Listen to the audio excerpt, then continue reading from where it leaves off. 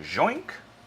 Hey, and we are back. We are the music makers. We are the dreamers of dreams. I said that one already. That works. Let's strike that, reverse it. That was a perfect use of that. Right? Well, yeah. Anyway, welcome back to part 2 of our Willy Wonka discussion. Once again, this is my good buddy Mike Scholtz, local filmmaker, all-around Willy Wonka aficionado. Yeah, I would say. Yeah, and so part 1, we talked almost exclusively about the original 1971 Willy Wonka film, which is coming back to theaters this week. So check your local showtimes if you do want to catch it on the big screen. It's a new transfer. Very excited, 55th anniversary, so that's going to be awesome. So now we're going to talk a little bit more about the extended Wonka franchise, of which there's a lot more to talk about. There's the candy itself. I decorated the set with actual Wonka candies here. And then, after the amazing 1971 movie came out and was seen by the studio as a disaster, it started to develop its own cult following, and it was shown all the time on the TV. And then a little guy that you may have heard of named Tim Burton decided, I'm going to remake this movie and I'm going to do my own thing with it. And that is the next real iteration that came out in 2005, was the Charlie and the Chocolate Factory, and he gave it back its original title as well. Quick little sidebar, did you know the reason they changed the name from Charlie to Willy Wonka? For the original? Mm-hmm. No, I don't think I knew. It's because they wanted the branding. Oh. They were like, if you see Willy Wonka, now Wonka is stuck with you and you'll want the candy. Mm-hmm. Whereas if you come out, you're like, I saw Charlie. Yeah. What's Charlie? You can't buy a Charlie. You can't buy Charlie. No. You can buy Wonka stuff. You can buy Wonka bars. It's this is nitpicky, but it's funny that they did that because the first movie spends, to my mind, so much more time with Charlie. Yeah. Whereas the one called Charlie and the Chocolate Factory spends a lot of time on Willy Wonka's backstory. Actually, and lots of flashbacks. Yeah. So I feel like the movies actually should have the reverse titles. In a way. Strike that, reverse it. Exactly. It's a strike that, reverse it type situation.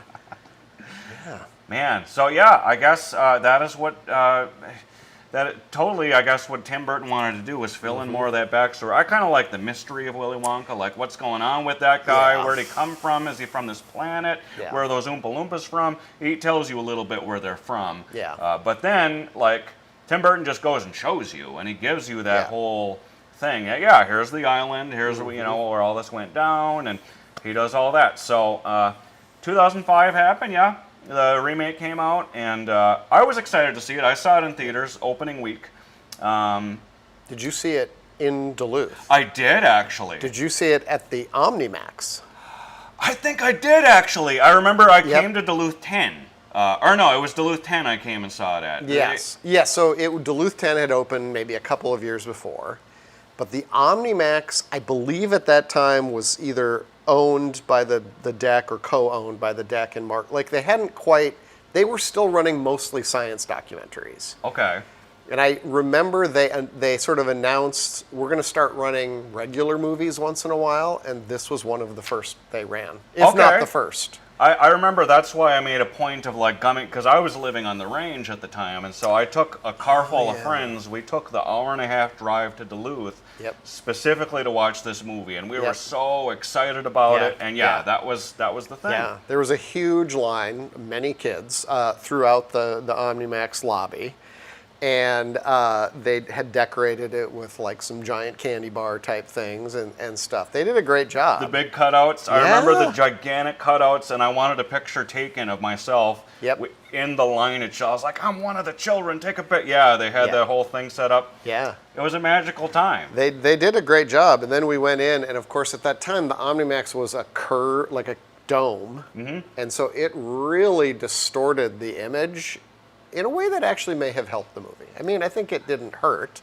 I think, Johnny Depp's portrayal is sort of a distorted, reality thing already. It's so surreal to begin with. Yeah. Anything Tim Burton does to begin with in this world in general. So I can see how that would help. Yeah, it didn't. It didn't hurt my viewing. It was just fun to see it in such a unique environment. Yeah. As that weird curved thing. It was, almost like a planetarium back then. Kind of. Yeah. And man, that's the way we should just always watch movies. On a weird curved screen. Yeah. I agree. I agree. Yeah. Did you love it when you saw it the first time? It wasn't exactly what I expected. Like Yeah. I thought I would adore it. And Yeah. I won't say I adored it. I would say I appreciated it, but I was a little like, I didn't expect all the strangeness and his portrayal. I was like, oh, okay. Mm-hmm. Like, it was a little off-putting in ways. Yeah. To me, it felt a lot like a Michael Jackson type. Yeah. And I know he said that he didn't base his Willy Wonka on Michael Jackson, but there were just little things like that I was like, and I just kept comparing it to the original, and there's no comparison. No. So I didn't dislike it, but I didn't fall in love with it either. Right. I kind of felt the same way when I first saw it, at the OmniMax. I was a little disappointed because, I love Tim Burton. Yeah. I looked through his filmography yesterday because I think this kind of came out in that, Alice in Wonderland period. I think Alice in Wonderland is his next movie. Yep. And I always thought of this as kind of his middle period where maybe it doesn't hit the creative highs of some of his early films, like Edward Scissorhands Yes. and Beetlejuice. But this was only a few years after Sleepy Hollow, which I think is fantastic. Yes. So I bet I was pretty excited to see this at the time. And it's just not the original. Yeah. And the CG does not look great. No.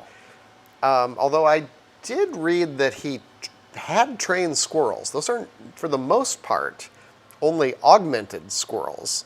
There were live squirrels on set Yeah. for this movie.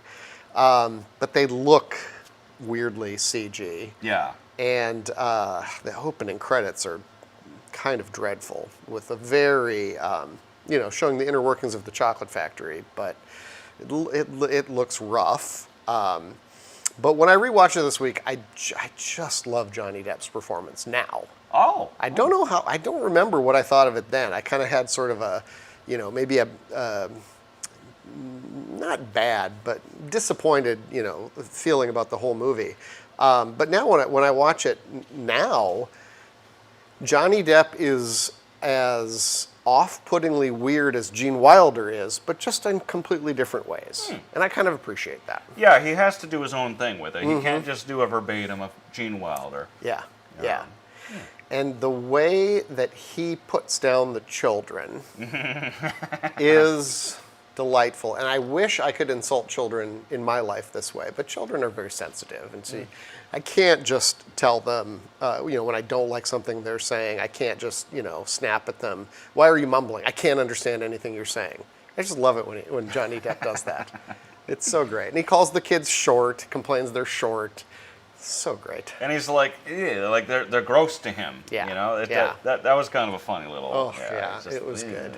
It was good. So I like Johnny Depp. I don't know if that's always a acceptable thing to say anymore, but I liked him in this. Yeah, I like him. I like anything he does. I think he he's always brings an over the top kind of a whimsy to whatever he does. And, I appreciated the movie enough for what it was, and I really need to rewatch it. I was really hoping to rewatch it this week. Yep.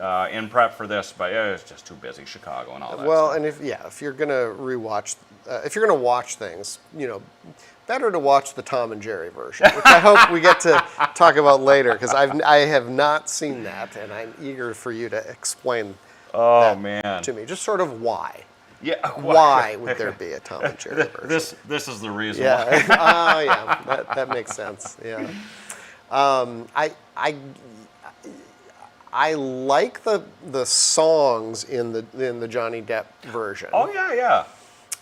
They do. So the Oompa Loompas do 5 or maybe 4. They I think it's 4 musical numbers when each of the kids dies, basically, like in the original. I don't understand what the rights issues were, but it's not the original Oompa Loompa song. Yeah. They do like a kind of a Broadway, Bollywood kind of number for Augustus Gloop. And then Mike TV gets more traditional rock. And then, the other kids get, they each get a different genre of song. Yeah. That all the Oompa Loompas, who are all played by one guy. One guy. Yep. And I guess his name is Deep Roy. Deep Roy. That's yeah. That doesn't sound like a real name to me, but that's what the internet tells me his name is. That's a fun stage name, Deep Roy. It is an interesting name, and he played all of the Oompa Loompas, all of the dozen or dozens of them, and those musical numbers are really fun. Yeah. They're just not the Oompa Loompa song. Agreed. Yeah. So I don't know what to do with that. If you could wipe my memory of the original film, I'd probably have nothing bad to say about this movie. That's always the problem with remakes. It's like there's always so much that you then have to compare it to this and that. And it's tough. That was always my gripe, was as the one guy, the Oompa Loompa, and I wanted like real Oompa Loompas, like going real Oompa Loompa, that, and what else? All the dentistry stuff kind of put me off a little bit, because there's a lot of close-ups of mouths and things like that. I was like, why do we need all that stuff in there? A lot of dentist stuff. Yeah. But it's Tim Burton. He did with it what he wanted to do with it. Yeah. Christopher Lee plays his dad, the dentist. Yep. And that is some horror movie type stuff, which is appropriate for Christopher Lee, I guess. That none of that backstory was in the Roald Dahl book. Right. But other than that, they did try to hew to the book very closely. And so that's why any changes that there were from the original 71 film is because they were just trying to do something closer to the book. So like the fizzy waters thing where Grandpa Joe and Charlie float and almost get killed by a fan blade. That's not in this. That's not in the Tim Burton version because it wasn't in the book. That was their reasoning. So the criticism I find that's interesting is that almost makes Charlie too perfect in the Tim Burton film, because he doesn't have that one moment where he is kind of a bad kid. He's just kind of a good kid though the whole time, and maybe that's uninteresting to some people. If you want to see Charlie being a bad kid, watch this little show called Bates Motel. No, that's the same actor? Yeah. I've never seen that show. Norman Bates, yeah. Oh, I've seen stills from that. Yeah, it's fun when an actor does something so different, and then you try and imagine them in the same universe. Yeah. Try and imagine. How would those two? Yeah. How would that work? Yeah. So Vera Farmiga is the mom in that. She's Norma. Yeah. She's Norma, and his mom in this movie is Helena Bonham Carter. Helena Bonham Carter. Yep. So I'm having a hard time somewhere. Making these work in one universe. But give me time. I'll think about it. Yeah, well, we'll make it. Yeah, Charlie growing up to be a serial killer does make sense if Willy Wonka was one of his mentors. Yeah. So there's something there. There's a connection there, I think. It's the extended universe. Yeah. I mean, we just don't have as much to say about this movie. No, I'm guessing. We've given this one a good amount of gab. A fair shake? Yeah, we've given it a good amount. All right. Well, thank you for your efforts there, Tim Burton. I appreciate all the things you make. This one just didn't quite land for me, but you got some other amazing classics. Beetlejuice, Batman, Sleepy Hollow. Those will always stand the test of time. So, 2005 came and went. And then there wasn't really anything more Willy Wonka-ish for a while. But it seemed like as of late, within the last 10 years, there's just been an explosion of Willy Wonka stuff for some reason. Yeah. And I think the next chronological thing that happened was the Tom and Jerry. Tom and Jerry meet Willy Wonka in the Chocolate Factory, or Tom and Jerry : Willy Wonka in the Chocolate Factory. I think that was the next thing that happened. I've never seen this. Is this available on streaming somewhere? How did you watch that? I didn't even check. I just went to my local library, plug for the library, and I just looked up all the Wonka stuff they had, and lo and behold, that was there, and I was like, I've always wanted to see that. Wow. I saw the Wizard of Oz version, which I thought was a little strange. And, this one is far stranger than the Wizard of Oz one. Now, are Tom and Jerry taking over the Charlie role in the film, or how does this work? So it's verbatim like the events of the classic movie, but they just force Tom and Jerry into the plot in ways that don't make sense. Great. So, it kind of opens with them, they're doing their own thing, and then they, by happenstance, run into Charlie Bucket, and Charlie Bucket, quote unquote, adopts them and then brings them home, and then, and then they're there as things are happening, and they, quote unquote, help Charlie to find the golden ticket, and they, quote unquote, escort him to the chocolate factory and, quote unquote, help him turn in the ticket to get in, and there's all these little things that like happen behind the scenes, but they like focus just on Tom and Jerry. And honestly, I'm more fascinated in just watching the events play out that we know. And so it's very forced. And honestly, like the gags and the shtick that Tom and Jerry get up to, just it doesn't really land. It's bad. Yeah, it's bad. Yeah. Yeah, it's bad. And I'll tell you the most frustrating part. Okay. So this is where the movie lost me. So I was already like, why are we doing this? Why do we need all this stuff? The part that really got me was, Slugworth shows up as he does. Yep. This movie tries to make us think that Slugworth is the bad guy. Yep.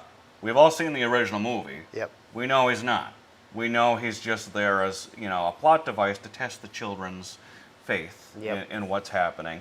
But this movie makes, it kind of talks down to us and makes us think that Slugworth is the bad guy, even though he's not, and we know he's not, because the whole subplot with Slugworth is Tom and Jerry see him sneaking into the factory. They're like, oh, we have to stop Slugworth. So they sneak into the factory to, quote unquote, warn Charlie of what's happening. And then Slugworth is like, what are you cat and mouse doing in this factory, you two? And he starts chasing them down. Yeah. And then shenanigans ensue. And most of the movie is Slugworth chasing them around the factory. Like, you're going to get in the way of my master plan. Yeah. And, they just try to make him look like a bad guy. Yeah. And it's like you're wasting everyone's time. We know he's the good guy. It's tough when the audience is smarter than the filmmakers, or that you feel like you're smarter than. Yeah. It's rough. And so that was difficult to get through. Even though I like Slugworth as a character, and there were a couple of interesting things. There's actually one or two little things that they introduced that were kind of new. There's like a little chase scene in like the tunnels of the Wonka factory, and that's something different. But other than that, like, this movie doesn't present anything new or different. It's just, let's force you to watch Tom and Jerry as this stuff is unfolding. And it was weird, and I didn't like it. I have one more question. Yes. Are Tom and Jerry friends in this version of Tom and Jerry? Because that's always been the confusing thing for me. Sometimes Tom is trying to eat Jerry, and other times they're friends? I don't understand it. Yeah, so it depends on the story at hand, and the same here is they start off, Tom is trying to eat Jerry, and they are not friends. Okay. But then Charlie shows up. He's like, you shouldn't be eating him. You two need to be friends. And then they're like, okay, this random kid told us we need to be friends. So then that's when they all become friends, and he adopts them, and then they're just friends for the sake of Charlie. And it's a whole thing. Yeah, I don't know. I don't understand. No. It's Well, and it was just made to cash in on the Wonka name, really. Well, thank you for your service. Watching this for this recap, I'm sorry. I'm glad I didn't watch it, I guess. Yeah, I watched it so you guys don't have to. Yeah, and they've done other Tom and Jerry is this are they just going to keep doing this with Tom and Jerry? I think so, because they did it with the Wizard of Oz. Yep. They did it again with it was like Return to Oz or something. They did a sequel to it. And I know there are others out there, other properties they cross over with, but I haven't even, that's a rabbit hole I'm not prepared for, a mouse hole. Yeah. I'm not prepared for. Yeah. Okay, well, enough Tom and Jerry then. Yeah. Yeah. Okay. All right. Message heard. Let's go right to the next chronological thing, which was indeed you all know it. You all know that this was the big event, holiday event of the season in 2023, Wonka, starring Timothée Chalamet. That came out. Wow, was that something? Yeah. I'm just gonna say out of the gate, I loved it. I loved that movie.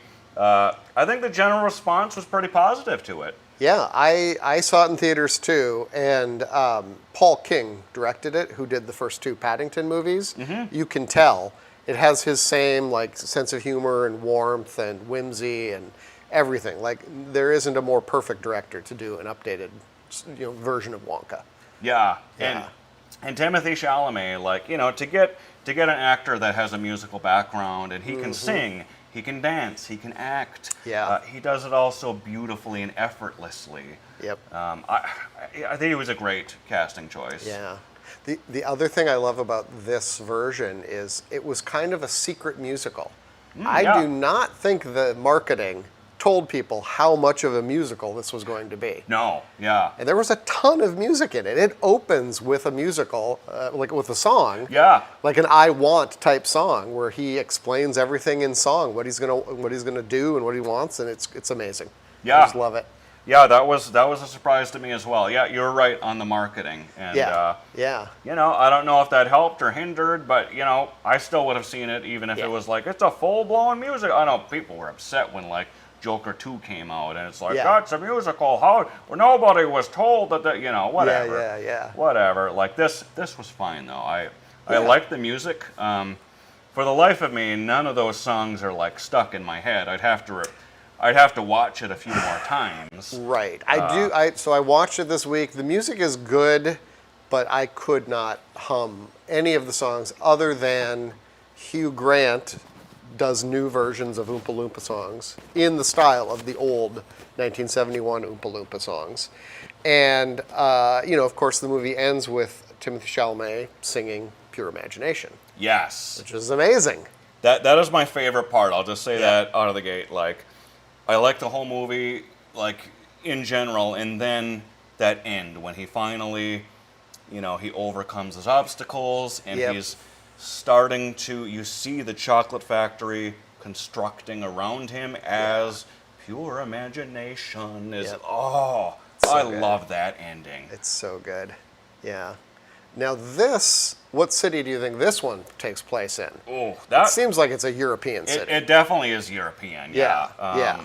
I don't know, it seemed kind of German to me, but there was a mishmash of many things. There was like German, there was French, there was like, I don't know, there was everything. It was a melting pot. Yeah. I feel like I'm going to spend the rest of my life searching for the cities in these movies to try and figure out what I would love to visit these cities. I did read just this morning, I don't know if this is true, but apparently the filmmakers confirmed that the movie takes place in 1948. Oh, really? And I suspect that's because it's a prequel to the 1971, to the Gene Wilder version. So he would be, the age of the Gene Wilder character in 1971. Oh. I'm guessing that's why they said that in an interview, that this takes place in 48. I wouldn't have guessed it. It seems like it's kind of timeless. I don't know that I could have put a year on it, but there are cars in it of about that era. So That's true, yeah. The cops and everything. And Yep. So I guess that makes sense. It's just kind of, I'm having a hard time imagining this as immediately following World War II. Yeah. But I guess it is. So That's kind of what I imagined when I was watching it. I was like, they're probably going to construct this as a low-key prequel leading into, the original, and it seems to fit. Yeah. Although Chalamet, to me, he looks like he would grow up to look like the Johnny Depp version more than the Gene Wilder version. Yeah, with the hair and everything, yeah. Yep, he kind of seems like he's styled a bit closer to that. But in spirit, it feels more, I think, like a prequel to the original. I don't know at what point this version of Willy Wonka becomes so mean, though. Oh. Like the Gene Wilder version, and, decides it's okay to just murder children. So there's a bit of a disconnect there, but It's a different movie, so that's okay. That brings me to a point that I would love to see a direct sequel to this, because there's so much more. I mean, if they're going to go and fill in that timeline now, there's so much that happens between 48 and 71. Yep. Let's see all that stuff. I want to see, like, the health inspector come into the factory, make sure it's up to code. Yeah. And I want to see the supposed, Slugworth or whatever competition he has now that his factory is up. And I want to see him get frustrated with the business and shut everything down. Like, there's a lot to cover. Yeah. I do. When I was watching it this time, especially in the scene where they first open up their storefront, and things go wrong. There's a little bit of Yeti sweat in the product, and people's hair starts growing uncontrollably. And at that point, I sort of started thinking, wait, is this movie a metaphor for how hard it is to be a small business owner, or is it a cautionary tale about defunding the FDA and the importance of health inspection? And in one of these scenarios, Willy Wonka's kind of the hero, and the other, like, he's kind of he's got some quality control issues. He's kind of the villain. I don't know what the movie's trying to say, but I like thinking about this. Oh, I think maybe that's a Reddit deep dive. Yep, I'm going to have to do some more research on this. So much more to uncover with this particular one. Yeah. Well, are there any other moments, too, that really jump out like that? That's the best part of the movie. Oh, I do love the heist. Oh yeah. At the end of the movie. I mean, I like the scene I was just talking about too, because it's fun. Found family movies are really fun. Yeah. And him kind of getting this group of misfits together to open the store is great. And then when that fails, getting this group together to do the heist it's really fun. I just like a good heist movie. Yeah, agreed. Yeah. So, Wonka, it happened. It happened. It's amazing. I think the world's a better place for it. Yep. And Timothée Chalamet, here's the local connection, by the way. Oh. So, Timothée Chalamet was in Minnesota here not long ago. Right. As right after this movie, he was then cast to play Bob Dylan. Right. And in preparation for that role, he visited the hometown of Bob Dylan, which is, of course, Hibbing, Minnesota. Mm-hmm. And he just showed up unannounced at the Hibbing school to a bemused crowd of children and adults alike. And he's just like, hey, I'm Willy Wonka. And he just hung out with everybody for a while. That is a Willy Wonka move. It is. That is. Oh, that's a good connection. So there's our fun little local connection to this property. Wow. Oh, that is fun. I So, love it. Yeah, Wonka. Anything else to say about Wonka? No, I like it more than the Johnny Depp version, but Same. But I feel bad. I don't have as much to say about it. It's just a good movie. It's just a good movie. But it's not a foundational text in my life the way the 1971 version is. So it may be for some children in the near, distant future. Right. But not, not as of now. Yep. Which brings us to the next point here. Like we've got three main on-screen live-action Willy Wonkas. Mm-hmm. What's your ranking? Who's your favorite? Who's your favorite Willy Wonkas, and and what are your favorite Willy Wonka films in order? Yeah, well, I mean, it's probably not going to be. There's not going to be much suspense here, because it's the 71, and then it's the is that 23? 24? 23. Yep, 23. Yeah, it's Gene Wilder, and the ranking is probably. The movie's at 71, and then the Chalamet, and then the Johnny Depp. But now I have to think about who's my favorite. My favorite Wonka's Gene Wilder. I really did like Johnny Depp. I think I'm gonna still put him third though. Okay. He's really great. Chalamet, he's great. Yeah, he's amazing. Yeah. I love his work, and he's funny, and he's got all the good stuff. What's your ranking? Exactly the same. Yep. Yeah, it's not much. Spoiler suspense. alert. Yeah, it's probably a lot of it's the bonus. I'll throw in my fourth pick, the animated Willy Wonka, which don't watch that one, please. All But right. it's there. It exists. I can't rank that one. I didn't see it. Maybe I'll love it. Yeah, maybe sometime. Take a couple Yeah, shots and then probably just not. throw it on Probably sometime. Well, that's kind of it for Willy Wonka, unless you have any other last. Well, there was I mean, this was breaking news to me. You told me before we went on air there's a couple of Willy Wonka projects coming that's that I hadn't right. even heard about. That's right. So I think this isn't breaking news to anyone but me. Okay, But yeah. you should still tell the people. That's right. We got to touch upon that. So there are actually 2 upcoming Willy Wonka related things. In one, they released a trailer for a new Willy Wonka reality show, which is called Willy Wonka's The Golden Ticket. Weird. And that's people get together and they compete, and they have this big set that looks like the chocolate factory, and the doors open with the W, and it looks all wondrous. Yep. And it stirred up an awful lot of controversy as well, because this trailer, it was either last week or the week prior that the trailer dropped, and they use AI to be Gene Wilder's Willy Wonka voice. He's narrating, and he's telling the contestants what they have to do and all that, and a lot of people got upset, AI in general. Yeah. I wonder if Gene Wilder's family signed off on that. They must have. I think they did. Yeah. Okay. So they're okay with it, but I'm not okay with it. Kind of creeps me out. It is creepy. Yeah. Yeah. But Is that what Gene Wilder / Willy Wonka would want? He does like to creep children out. yeah, he likes lies. He likes creeping people out. And at a certain point, I may have to, just realize that I'm an aging hipster who probably needs to just give up and embrace AI. I don't know. I'm still going to fight it. The urge. Low key, Yeah. kind of same. I don't need it yet. I don't need it yet. Yeah. Yeah. This show does not seem very AI.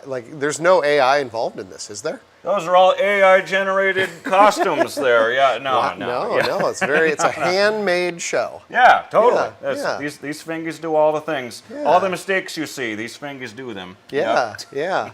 yeah. And then there was something else.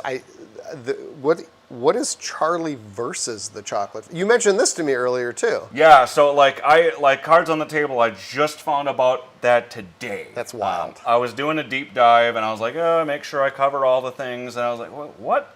Charlie versus what is this? Yep. And I looked it up, and it's a movie that's in development now. Yeah. They've released one piece of art for it, and it's going to be an animated Willy Wonka movie, and it's going to be, from what I understand, a true sequel to the 71 Willy Wonka. I don't know how, what the animation style will be or how close they'll get Sure. to the look and feel, but the story will continue many years after the 1971 film. And Gene Wilder will now be, or the Willy Wonka character will be voiced by Taika Waititi. Taika Waititi now, yes. I mean, I think that's good casting. Yeah, he's funny and he has the whimsy. I Yeah. mean, you need whimsy to be this character. Yeah, he's like a whimsical trickster kind of guy. That'll be good. Yeah. Yeah. So I'm excited to see what that is, and there was just a little description of what it was going to be, and it's just years after 71, Willy Wonka is now getting out of jail for all the children killing in the first one.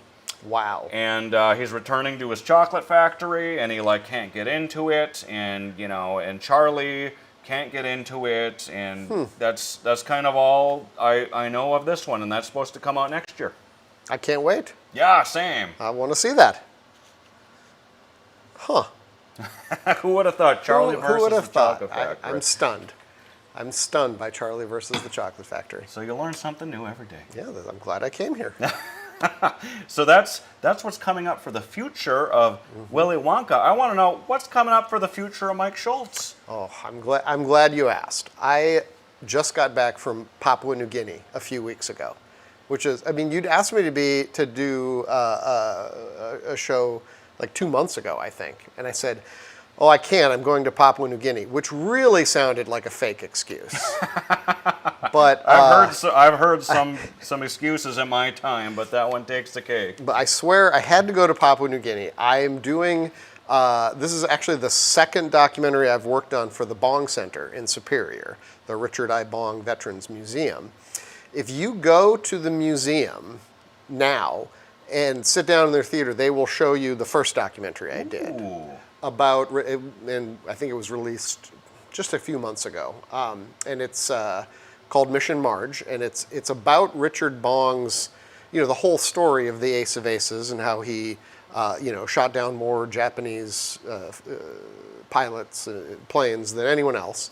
And but it was also about the curator there, Brianna Fyant, had this idea to go find the missing plane, like his missing airplane. And they found it in 2024, and that's what this first documentary is about. The reason I was going to Papua New Guinea just 2 months ago, or a month ago, was they wanted to bring a piece of this missing airplane back. So we hiked out into the jungle, went to the crash site that had been found previously and brought back like a 6-foot section of the wing. And that is now in the archives at the Bong Center, and they're raising money to put it on display, along with all the other great stuff they have on display pertaining to Richard Bong. So I'm currently working on a second documentary about the whole Richard Bong experience. And this documentary will be about the second expedition that went to bring this piece back. Man, and that made big news when you went out to Papua New Guinea. That's how I knew you weren't messing with me. No, it's true. Yeah. It's like, the footage of you guys out there. I was watching your story actually when you were out there. You were hanging out with local tribes. It was incredible because everywhere we would go, there would be like a welcoming, kind of ceremony, and they would dress in more traditional garb. At one of them, it was just like a lot of dancing, and then they would, paint our faces red as a sort of a indication that we were welcome. The second one we went to, we were warned this would happen, but they ran out of the jungle screaming at us and brandishing spears and pretending to shoot us with arrows. No. And you would hear the arrow go thwip, and you would think, have I been shot? But we all survived. But it was a top experience of my life to just experience that. It was so fun. They were just messing with you guys? They were messing with us. So the second group that we visited, that was what they wanted to do. They wanted to dress up in more of the traditional, I guess, hunting sort of garb, or maybe it was for war. And they wanted to pretend to attack us because we were, interlopers. And then they would stop attacking us and say, you know what, we've changed our mind.